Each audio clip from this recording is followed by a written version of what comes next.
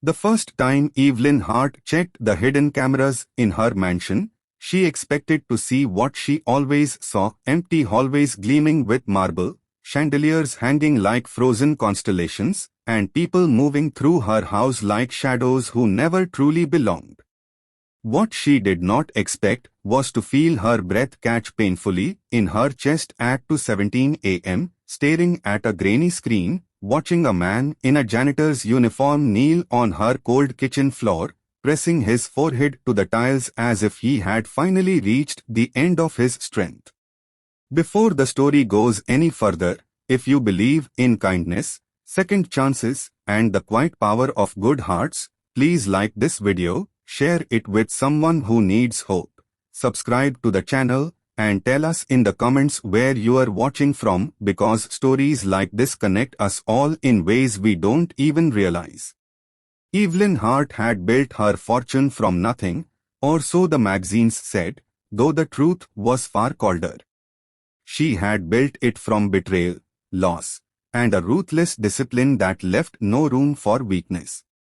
At 42, she was one of the richest women in the city, living alone in a mansion that echoed with silence.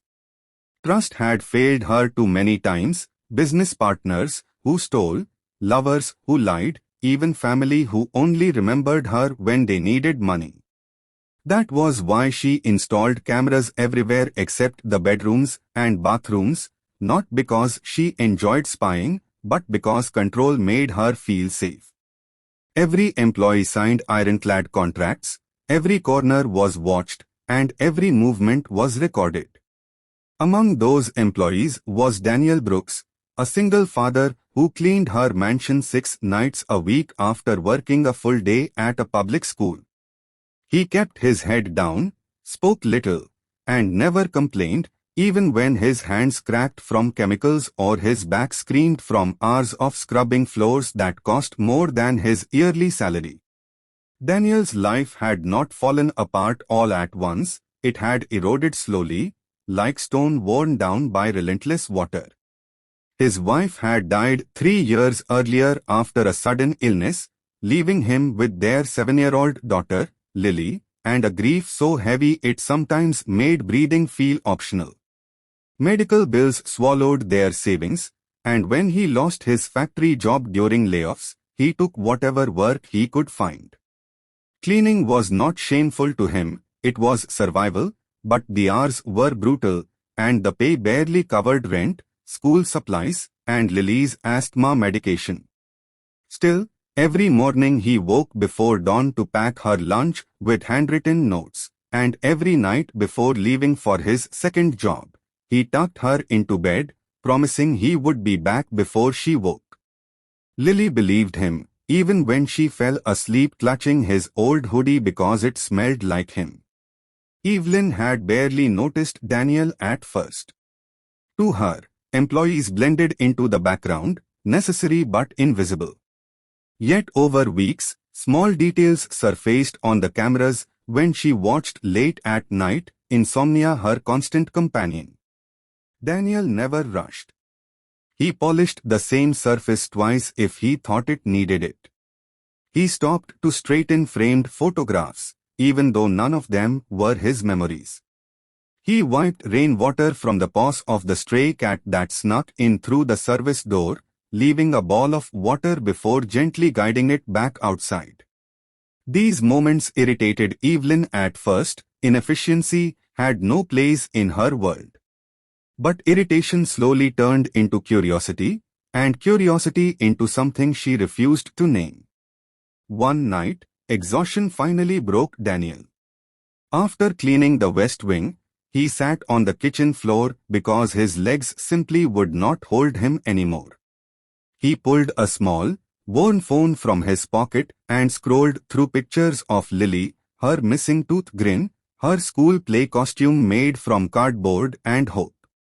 He pressed the phone to his chest, eyes closed, silently counting breaths until the ache eased. On the camera, it looked like a man praying to an empty room, and Evelyn found herself leaning closer to the screen, heart thudding in a way it hadn't in years.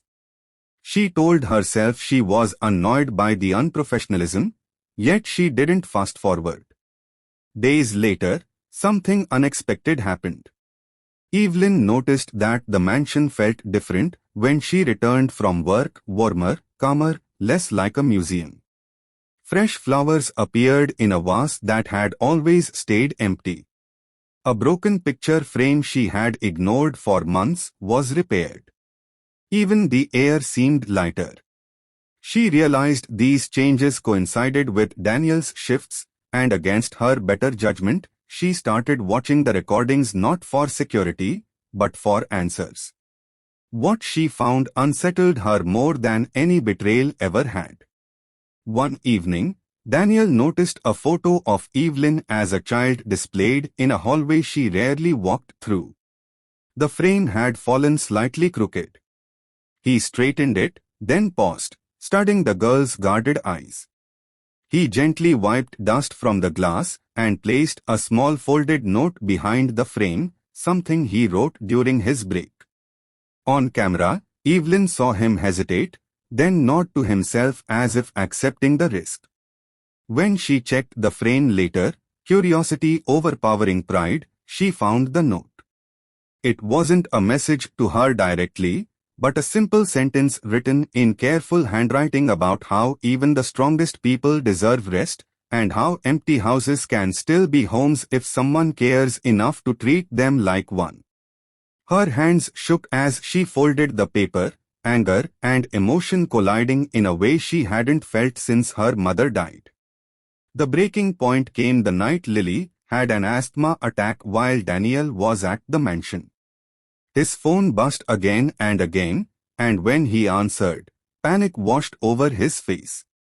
He begged his neighbor to stay with Lily while he finished mopping, knowing he couldn't afford to lose this job. On the camera, Evelyn watched him rush through his tasks, tears dripping onto the floor he was cleaning. Before leaving, he sat at the kitchen table and wrote a note for Lily on a napkin, telling her how brave she was and how proud he was of her, even if he couldn't be there that moment. He tucked the napkin into his pocket like a lifeline and ran out into the night. That was the moment Evelyn stood up from her desk, coat still on, and stared at the dark reflection of herself in the monitor. For years, she had told herself that watching people kept her safe. Now she realized it had kept her isolated, distant, untouched by humanity. The cameras hadn't revealed theft or betrayal, they had revealed devotion, sacrifice, and a love so pure it cracked something open inside her. She spent the entire night awake, not watching the screens, but thinking about the cost of the walls she had built and the man who cleaned beneath them without ever being seen. The next evening, Daniel arrived for his shift, unaware that his life was about to change. Evelyn didn't confront him with accusations or explanations. She simply invited him to sit, something no employee had ever done. She told him she knew about Lily, about the notes, about the way he treated her home with more care than she ever had. Daniel braced himself for termination, shame burning his throat, but instead, he heard words he never expected: gratitude. Evelyn offered him a full-time position as facilities manager with a salary that would end his double shifts, health insurance that would cover Lily's treatment, and flexible hours so he could be present for his daughter. She also quietly paid off his medical debts, insisting it was an investment, not charity. As weeks passed, the mansion transformed not because of renovations, but because of presence. Laughter echoed when Lily visited after school, her drawings taped proudly to the fridge. Evelyn found herself joining them for dinner, awkward at first, then gradually softer. She removed half the cameras, then more, realizing trust could not be built through surveillance. For the first time in decades, she slept through the night without checking a single screen. Near the end of this story, if it has touched your heart even a little, please take a moment to like this video, comment, and share it with someone who believes that quiet goodness still matters.